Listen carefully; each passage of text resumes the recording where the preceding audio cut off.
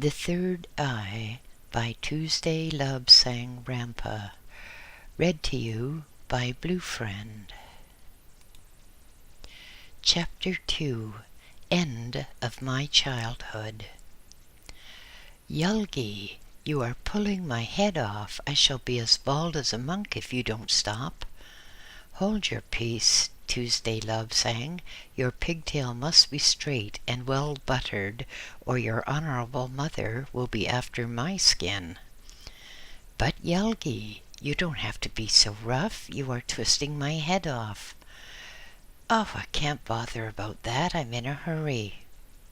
So there he was, sitting on the floor with the tough manservant winding me up by the pigtail.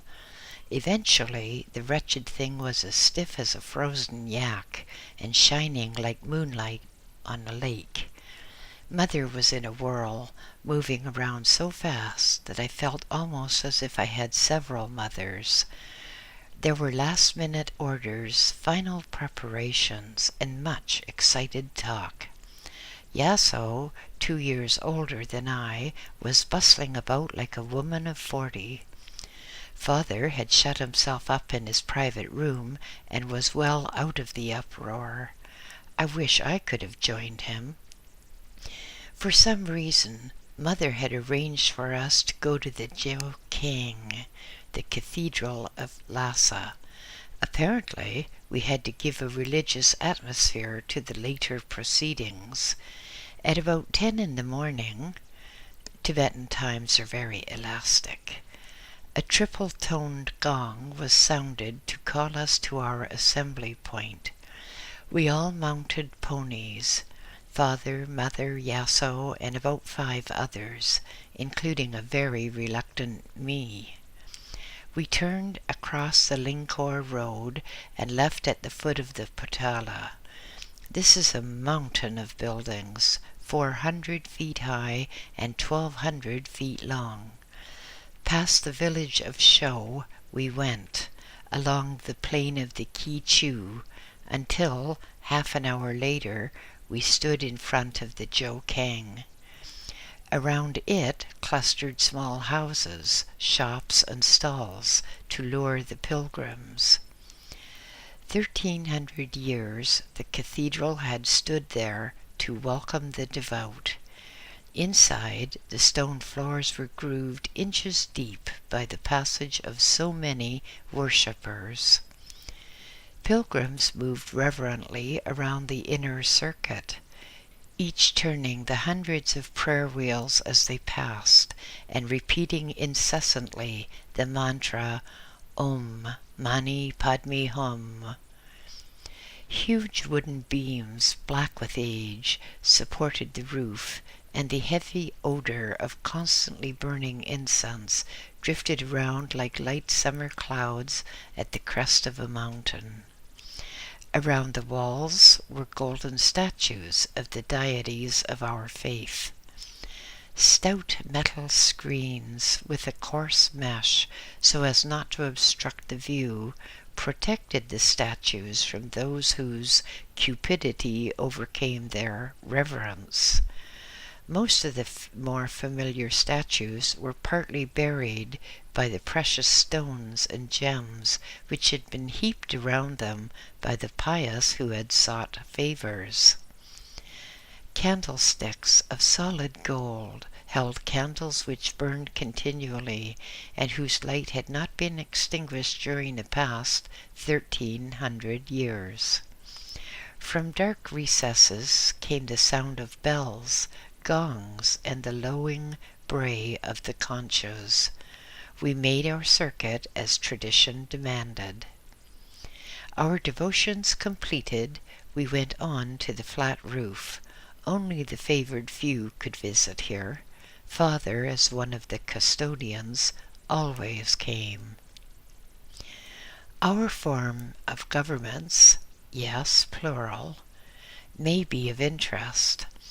At the head of the state and church, the final court of appeal, there was the Dalai Lama. Anyone in the country could petition him. If the petition or request was fair, Or, if an injustice had been done, the Dalai Lama saw that the request was granted or the injustice rectified. It is not unreasonable to say that everyone in the country, probably without exception, either loved or revered him. He was an autocrat. He used power and domination, but never did he use these for his own gain, only for the good of the country. He knew of the coming communist invasion, even though it lay many years ahead, and temporary eclipse of freedom. That is why a very small number of us were specially trained so that the arts of the priest should not be forgotten. After the Dalai Lama, there were 2 councils. That is why I wrote governments. The first was the Ecclesiastical Council. The 4 members of it were monks of Lama status. They were responsible, under the inmost one, for all the affairs of the lamaseries and nunneries. All ecclesiastical matters came before them. The Council of Ministers came next. This council had 4 members, 3 lay and 1 cleric. They dealt with the affairs of the country as a whole, and were responsible for integrating the church and state. 2 officials, who may be termed prime ministers, for that is what they were, acted as liaison officers between the 2 councils, and put their views before the Dalai Lama. They were of considerable importance during the rare meetings of the National Assembly. This was a body of some 50 men, representing all the most important families and lamaseries in Lhasa. They met only during the gravest emergencies, such as in 1904, when the Dalai Lama went to Mongolia, when the British invaded Lhasa. In connection with this, many Western people have this strange notion that the inmost one was cowardly in running away. He did not run away. Wars on Tibet may be likened to a game of chess. If the king is taken, the game is won. The Dalai Lama was our king. Without him, there would be nothing to fight for. He had to go to safety in order to keep the country together. Those who accuse him of cowardice in any form simply do not know what they are talking about. The National Assembly could be increased to nearly 400 members when all the leaders from the provinces came in. There are 5 provinces. The capital, as Lhasa was often called, was in the province of Yusang. Shigatse is in the same district. Gartok is western Tibet. Chang is northern Tibet, while Kham and Lodong are the eastern and southern provinces respectively.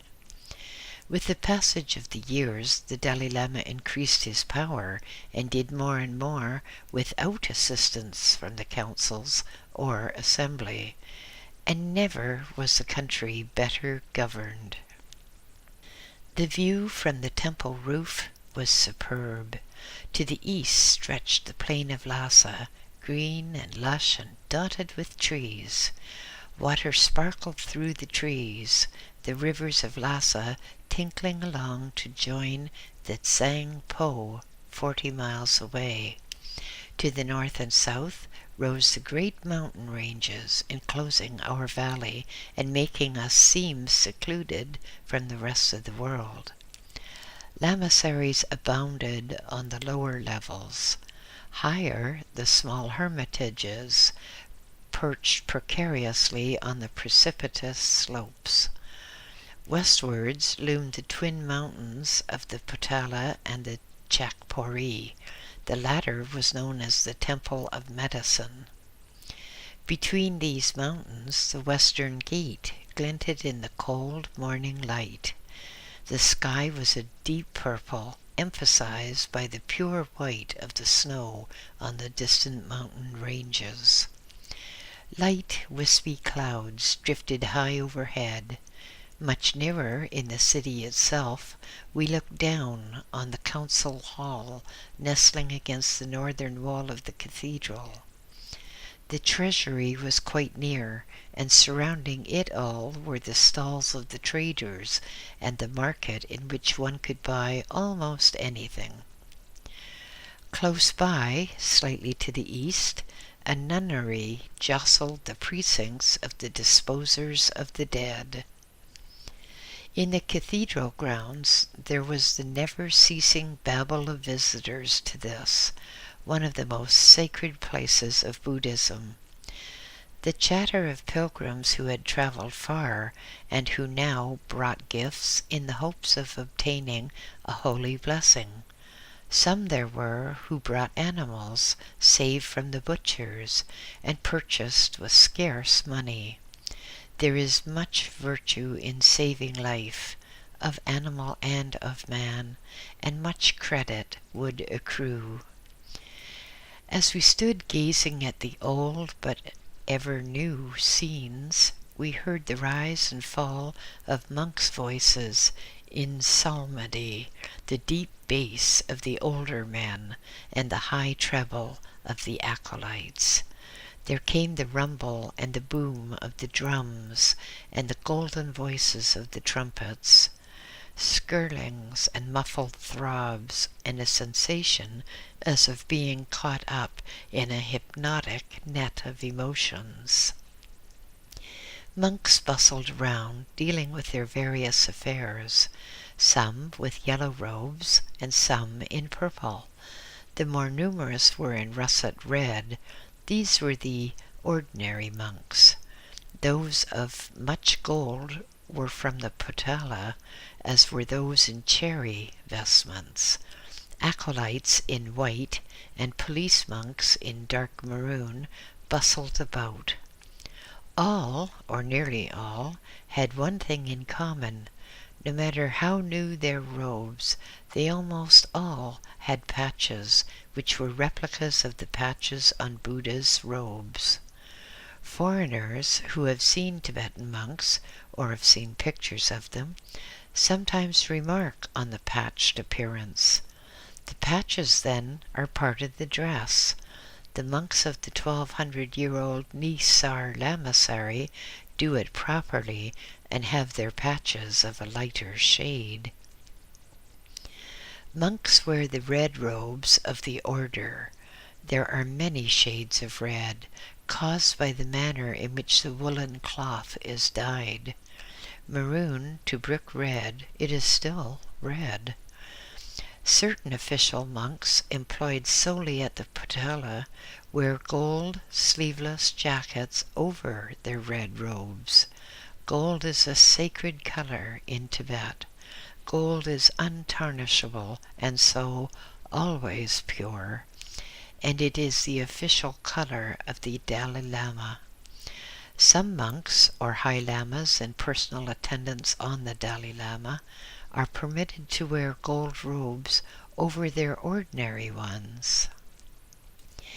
As we looked over the roof of the Jokang, we could see many such gold-jacketed figures, and rarely one of the peak officials.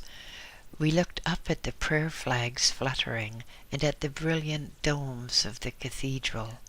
The sky looked beautiful, purple with little flecks of wispy clouds, as if an artist had lightly flicked the canvas of heaven with a white-loaded brush. Mother broke the spell. "Well, we are wasting time. I shudder to think what the servants are doing. We must hurry." So, off on our patient ponies, clattering along the Lingkhor road, each step bringing me nearer to what I termed the ordeal, but which Mother regarded as her big day. Back at home, Mother had a final check of all that had been done, and then we had a meal to fortify us for the events to come. We well knew that at times such as these, the guests would be well filled and well satisfied, but the poor hosts would be empty. There would be no time for us to eat later. With much clattering of instruments, the monk musicians arrived and were shown into the gardens. They were laden with trumpets, clarinets, gongs, and drums. Their cymbals were hung around their necks. Into the gardens they went, with much chatter, and called for beer to get them into the right mood for good playing. For the next half hour there were horrible honks and strident bleats from the trumpets as the monks prepared their instruments. Uproar broke out in the courtyard as the first of the guests were sighted, riding in an armed cavalcade of men with fluttering pennants. The entrance gates were flung open, and 2 columns of our servants lined each side to give welcome to the arrivals. The steward was on hand with his 2 assistants, who carried an assortment of the silk scarves which are used in Tibet as a form of salutation. There are 8 qualities of scarves, and the correct one must be presented, or offense may be implied. The Dalai Lama gives and receives only the first grade. We call these scarves kata, and the method of presentation is this. The donor, if of equal rank, stands well back with the arms fully extended. The recipient also stands well back with arms extended. The donor makes a short bow and places the scarf across the wrists of the recipient, who bows, takes the scarf from the wrists, turns it over in approval, and hands it to a servant. In the case of a donor giving a scarf to a person of much higher rank, he or she kneels with tongue extended, which is a Tibetan greeting similar to lifting the hat, and places the kata at the feet of the recipient. The recipient in such cases places his scarf across the neck of the donor. In Tibet, gifts must always be accompanied by the appropriate kata, as must letters of congratulation. The government used yellow scarves in place of the normal white. The Dalai Lama, if he desired to show the very highest honor to a person, would place a kata about a person's neck and would tie a red silk thread with a triple knot into the kata. If, at the same time, he showed his hands palms up, one was indeed honored.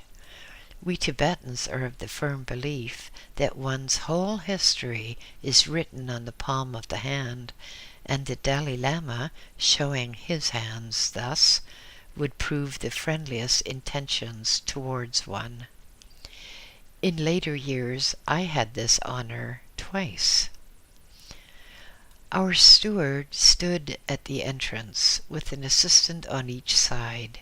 He would bow to new arrivals, accept their kata, and pass it on to the assistant on the left.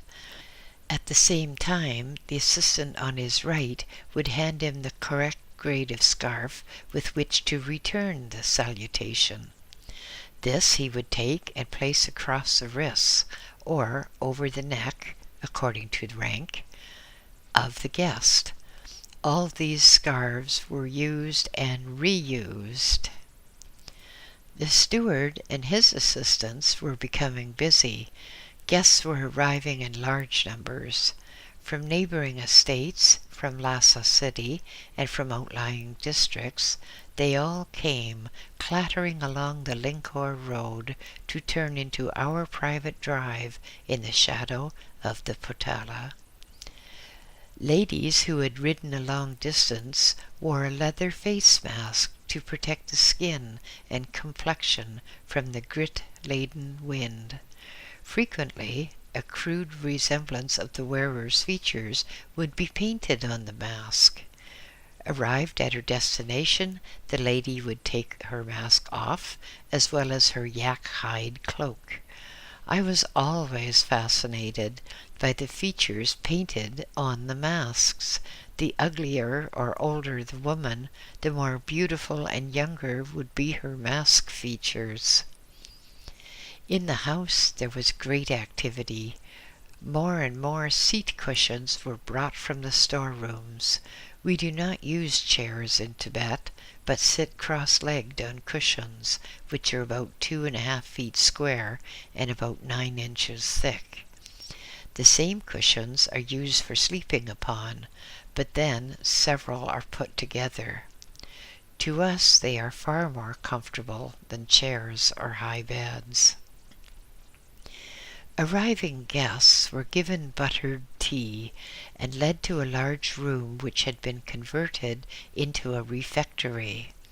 Here they were able to choose refreshments to sustain them until the real party started.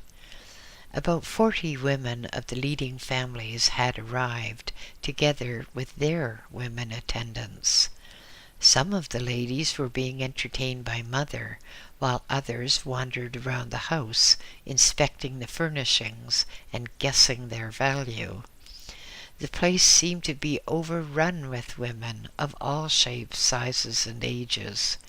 They appeared from the most unusual places, and did not hesitate one moment to ask passing servants what this cost or what that was worth. They behaved, in short, like women the world over. Sister Yasso was parading around in very new clothes, with her hair done in what she regarded as the latest style, but which to me seemed terrible. But I was always biased when it came to women. Certain it was that on this day they seemed to get in the way. There was another set of women to complicate matters. The high-class woman in Tibet was expected to have huge stores of clothing and ample jewels. These she had to display, and as this would have entailed much changing and dressing, special girls, called Chung girls, were employed to act as mannequins. They paraded around in Mother's clothes, sat and drank innumerable cups of butter tea, and then went and changed into different clothing and jewelry. They mixed with the guests and became, to all intents and purposes, Mother's assistant hostesses. Throughout the day, these women would change their attire perhaps 5 or 6 times. The men were more interested in the entertainers in the gardens. A troupe of acrobats had been brought in to add a touch of fun. 3 of them held up a pole about 15 feet high, and another acrobat climbed up and stood on his head on the top. Then the others snatched away the pole, leaving him to fall, turn, and land cat-like on his feet. Mother appeared, leaving the rest of the ladies to see the entertainments and listen to the music. The latter was not difficult. The musicians were now well warmed up with copious amounts of Tibetan beer.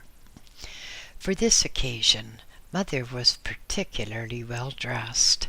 She was wearing a yak wool skirt of deep russet red, reaching almost to her ankles. Her high boots of Tibetan felt were of the purest white, with blood-red soles and tastefully arranged red piping. Her bolero-type jacket was of a reddish yellow, somewhat like Father's monk robe. In my later medical days, I should have described it as iodine on bandage. Beneath it she wore a blouse of purple silk. These colors all harmonize and had been chosen to represent the different classes of monks' garments. Across her right shoulder was a silk brocade sash, which was caught at the left side of her waist by a massive gold circlet. From the shoulder to the waist knot, the sash was blood red. but from that point it shaded from pale lemon yellow to deep saffron when it reached the skirt hem. Around her neck she had a gold cord, which supported the 3 amulet bags which she always wore. These had been given to her on her marriage to my father. One was from her family, one was from father's family, and one, an unusual honor, was from the Dalai Lama. She wore much jewelry because Tibetan women wear jewelry and ornaments in accordance with their station in life. A husband is expected to buy ornaments and jewelry whenever he has a rise in status. Mother had been busy for days past, having her hair arranged in 108 plaits, each one as thick as a piece of whipcord. 108 is a Tibetan sacred number, and ladies with sufficient hair to make this number of plaits were considered to be most fortunate. The hair, parted in the Madonna style, was supported on a wooden framework worn on top of the head like a hat. Of red lacquered wood, it was studded with diamonds, jade, and gold discs. The hair trailed over it like rambler roses on a trellis.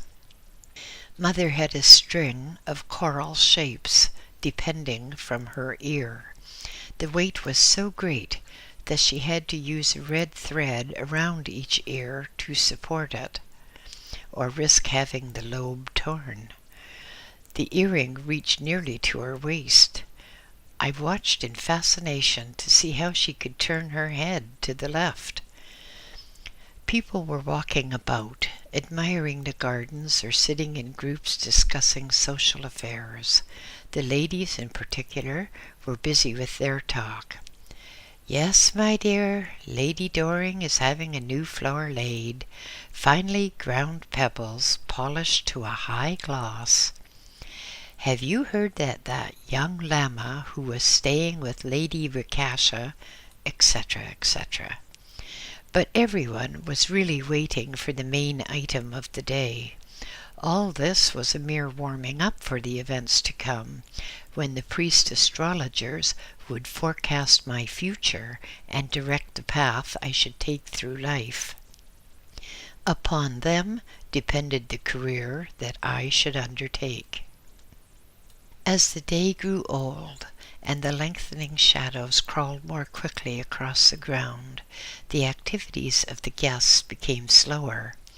They were satiated with refreshments and in a receptive mood. As the piles of food grew less, tired servants brought more, and that too went with the passage of time. The hired entertainers grew weary, and one by one slipped away to the kitchens for a rest and more beer. The musicians were still in a fine fettle, blowing their trumpets, clashing the cymbals, and thwacking the drums with gay abandon. With all the noise and uproar, the birds had been scared from their usual roosting places in the trees. And not only the birds were scared, the cats had dived precipitately into some safe refuge with the arrival of the first noisy guests. Even the huge black mastiffs which guarded the place were silent, their deep baying stilled in sleep. They had been fed and fed until they could eat no more. In the walled gardens, as the day grew yet darker, small boys flitted like gnomes between the cultivated trees, swinging lighted butter lamps and smoke incense censers, and at times leaping into the lower branches for a carefree frolic. Dotted about the grounds were golden incense braziers, sending up their thick columns of fragrant smoke. Attending them were old women who also twirled clacking prayer wheels, each revolution of which sent thousands of prayers heavenwards. Father was in a state of perpetual fright. His walled gardens were famous throughout the country for their expensive imported plants and shrubs. Now, to his way of thinking, the place was like a badly run zoo. He wandered around wringing his hands and uttering little moans of anguish when some guest stopped and fingered a bud. In particular danger were the apricot and pear trees and the little dwarf apple trees. The larger and taller trees, poplar, willow, juniper, birch, and cypress, were festooned with streams of prayer flags which fluttered gently in the soft evening breeze. Eventually the day died as the sun set behind the far distant peaks of the Himalayas. From the lamasseries came the sound of trumpets signaling the passing of yet another day, and with it hundreds of butter lamps were set alight. They depended from the branches of trees, they swung from the projecting eaves of the houses, and others floated on the placid waters of the ornamental lake. Here they grounded like boats on a sandbar on the water lily leaves. There they drifted towards the floating swans seeking refuge near the island. The sound of a deep-toned gong, and everyone turned to watch the approaching procession. In the gardens, a large marquee had been erected with one completely open side. Inside was a raised dais on which were 4 of our Tibetan seats. Now the procession approached the dais. 4 servants carried upright poles with large flares at the upper end. Then came 4 trumpeters with silver trumpets sounding a fanfare. Following them, Mother and Father reached the dais and stepped upon it. Then 2 old men, very old men, from the lamasery of the state oracle. These 2 old men from Nishang were the most experienced astrologers in the country. Their predictions have been proved correct time after time. Last week they had been called to predict for the Dalai Lama. Now they were going to do the same for a 7-year-old boy. For days they had been busy at their charts and computations. Long had been their discussions about trines, ecliptics, sesquadrates, and the opposing influence of this or that. I will discuss astrology in a later chapter. 2 lamas carried the astrologers' notes and charts. 2 others stepped forward and helped the old seers to mount the steps of the dais. Side by side they stood, like 2 old ivory carvings. Their gorgeous robes of yellow Chinese brocade merely emphasized their age. Upon their heads they wore tall priests' hats, and their wrinkled necks seemed to wilt beneath the weight. People gathered around and sat on the ground on cushions brought by the servants. All gossip stopped as people strained their ears to catch the shrill, piping voice of the astrologer-in-chief. On he droned for an hour and then stopped for a 10-minute rest. For yet another hour he went on outlining the future. "Hali, Hali! Extraordinary, extraordinary!" exclaimed the entranced audience. And so it was foretold. A boy of 7 to enter a lamasery after a hard feat of endurance, and there be trained as a priest surgeon, to suffer great hardships, to leave the homeland and go among strange people, to lose all and have to start again, and eventually to succeed. Gradually the crowd dispersed. Those who had come from afar would stay the night at our house and depart in the morning. Others would travel with their retinues and with flares to light the way. With much clattering of hooves and the hoarse shouts of men, they assembled in the courtyard.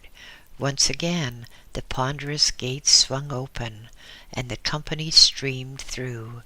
Growing fainter in the distance was the clop-clop of the horses and the chatter of their riders, until from without there was the silence of the night.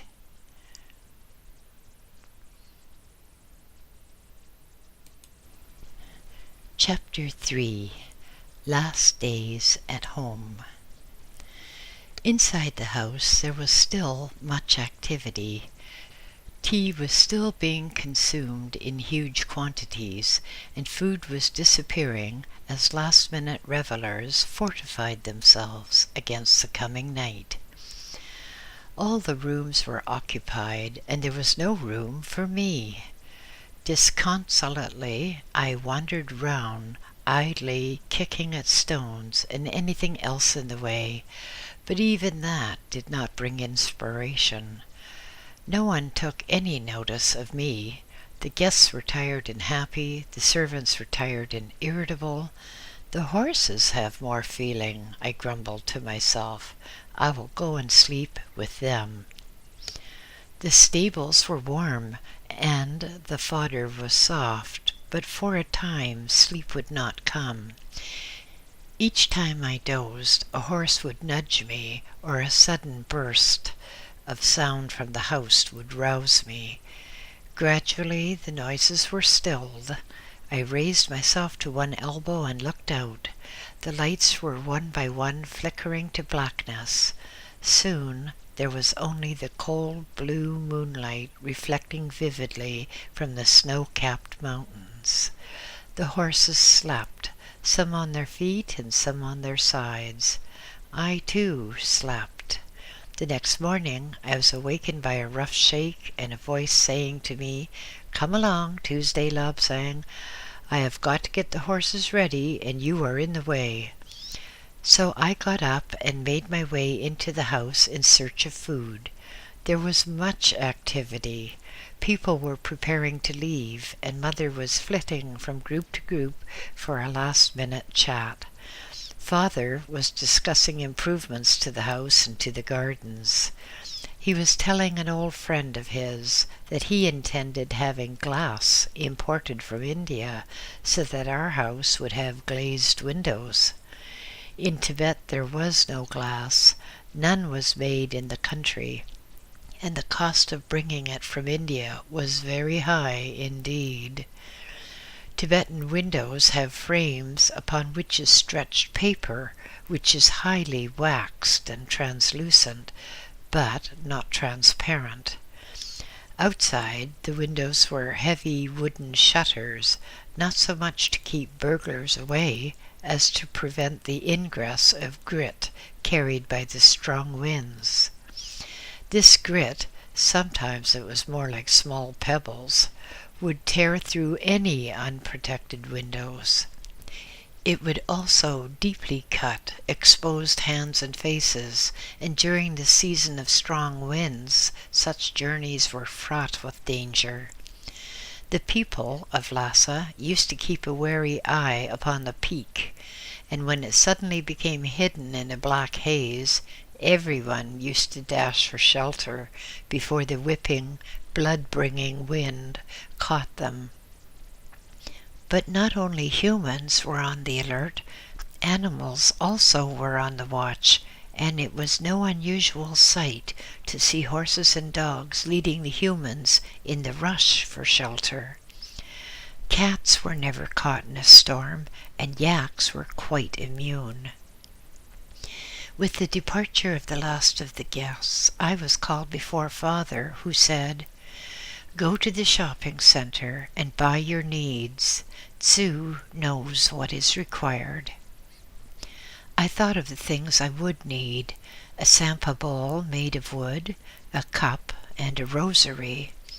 The cup would be in 3 parts: a stand, the cup, and its lid. This would be of silver. The rosary would be of wood, with its 108 beads highly polished. 108, the sacred number, also indicates the things which a monk has to remember. We set off, Sue on his horse and I on my pony. As we left the courtyard, we turned right, later turning right again, as we left the ring road past the Potala to enter the shopping centre. I looked about me as if seeing the town for the first time. I was greatly afraid that I was seeing it for the last time. The shops were crowded with chauffeuring merchants who had just arrived in Lhasa. Some were bringing tea from China, and others had brought cloth from India. We made our way through the crowd to the shops we wished to visit. Every so often, Sue would call out a greeting to some old friend of former years. I had to get a robe of russet red. I was going to have it rather on the large size, not merely because I was growing, but for an equally practical reason. In Tibet, men wear voluminous robes which are tied tightly at the waist. The upper portion is pulled up and forms a pouch, which is the repository for all those items which the Tibetan male finds it necessary to carry.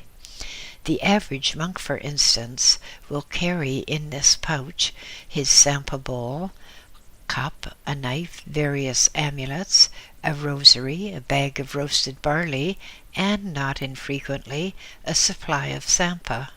But remember, a monk carries upon his person all his worldly possessions.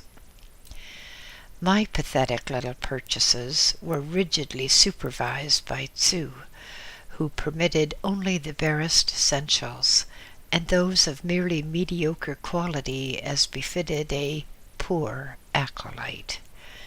They included sandals with yak leather soles, a small leather bag for roasted barley, a wooden sampa bowl, wooden cup, not the silver affair I had hoped for, and a carving knife. This, together with the very plain rosary, which I had to polish myself, were to be my only possessions. Father was a millionaire several times over, with huge estates all over the country, with jewels and indeed much gold, but while I was training, while Father lived, I was to be just a very poor monk. I looked again at the street, at those 2-storied buildings with the long projecting eaves. I looked again at the shops with shark's fins and the saddle covers displayed on the booths outside their doors. I listened once more to the cheerful banter of the traders and their customers haggling good-naturedly over the prices to be paid. This street had never looked more attractive, and I thought of the fortunate people who saw it every day and would continue to see it every day. Stray dogs ambled around, sniffing here and there, exchanging growls. Horses neighed softly to each other as they awaited the pleasure of their masters. Yaks groaned throatily as they meandered through the pedestrian throng. What mysteries lurked behind those paper-covered windows! What wonderful stores of goods from all parts of the world had passed through those sturdy wooden doors, and what tales those open shutters would tell if they could speak! All this I gazed upon as upon an old friend. It did not occur to me that I would ever see these streets again, even though but rarely. I thought of the things I would have liked to have done, of the things I would have liked to buy. My reverie was shatteringly interrupted. A hand, immense and menacing, descended upon me, caught my ear and twisted it fiercely, while the voice of Tzu bellowed for all the world to hear, "Come on, Tuesday," Lam sang. "Are you dead on your feet? I don't know what boys are coming to nowadays. Wasn't like this when I was a lad." Tzu did not seem to mind if I stayed behind without my ear, or retained it by following him. There was no choice but to come on.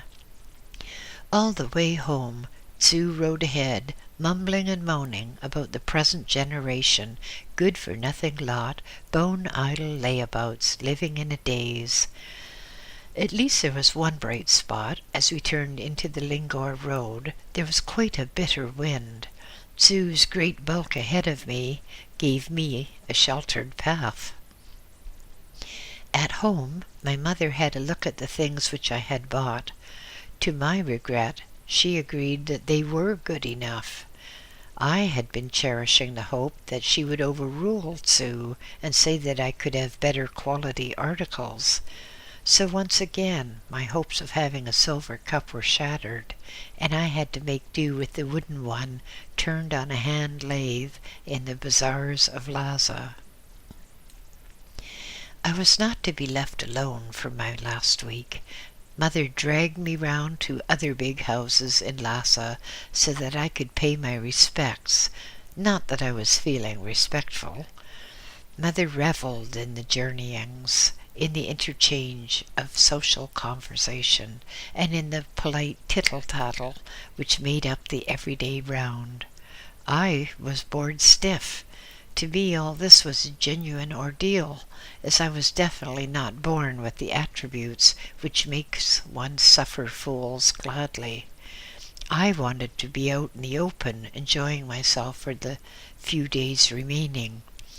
I wanted to be out flying my kites, jumping with my pole, practicing archery, instead of which I had to be dragged around like a prize yak, being shown off to frumpish old women who had nothing to do all day but to sit on silk cushions and call for a servant in order to gratify their slightest whim. But it was not only Mother who caused me so much heartburning. Father had to visit the Drepung Lamasery, and I was taken along to see the place. Drepung is the largest lamasery in the world, with its 10,000 monks, its high temples, little stone houses, and terraced buildings rising tier upon tier. This community was like a walled town, and like a good town it was self-supporting. Drepung means rice heap, and from a distance it did look like a heap of rice, with the towers and domes gleaming in the light. Just at this time I was not in a good mood to appreciate architectural beauties. I was feeling distinctly glum at having to waste precious time like this. Father was busy with the abbot and his assistants, and I, like a waif of the storm, wandered disconsolately around. It made me shiver with fright when I saw how some of the small novices were treated. The rice heap was really 7 lamaseries in one, 7 distinct orders, 7 separate colleges formed its composition. It was so large that no man was in charge. 14 abbots ruled here, and stern disciplinarians they were. I was glad when this pleasant jaunt across a sunlit plain, to quote Father, came to an end, but more glad to know that I was not going to be consigned to Drepung or to Sera, 3 miles north of Lhasa. At last the week drew to an end. My kites were taken from me and given away. My bows and beautifully feathered arrows were broken to signify that I was no longer a child and had no use for such things. I felt that my heart too was being broken, but no one seemed to think that important. At nightfall Father sent for me, and I went to his room with its wonderful decorations and the old and valuable books lining the walls. He sat by the side of the main altar, which was in his room, and bade me kneel before him. This was to be the ceremony of the opening of the book. In this large volume, some 3 feet wide by 12 inches long, were recorded all the details of our family for centuries past. It gave the names of the first of our line, and gave details of the deeds which caused them to be raised to the nobility. Recorded here were the services we had done for our country and for our ruler. Upon the old yellow pages I read history. Now, for the second time, the book was opened for me. First it had been to record my conception and birth. Here were the details upon which the astrologers based their forecasts. Here were the actual charts prepared at the time. Now I had to sign the book myself, for tomorrow a new life for me would start when I entered the lamasery. The heavy carved wooden covers were slowly replaced. The golden clasps pressing the thick handmade sheets of juniper paper were clipped on. The book was heavy. Even Father staggered a little beneath its weight as he rose to replace it in the golden casket which was its protection. Reverently he turned to lower the casket into the deep stoned recess beneath the altar. Over a small silver brazier he heated wax, poured it upon the stone lid of the recess, and impressed his seal so that the book would not be disturbed.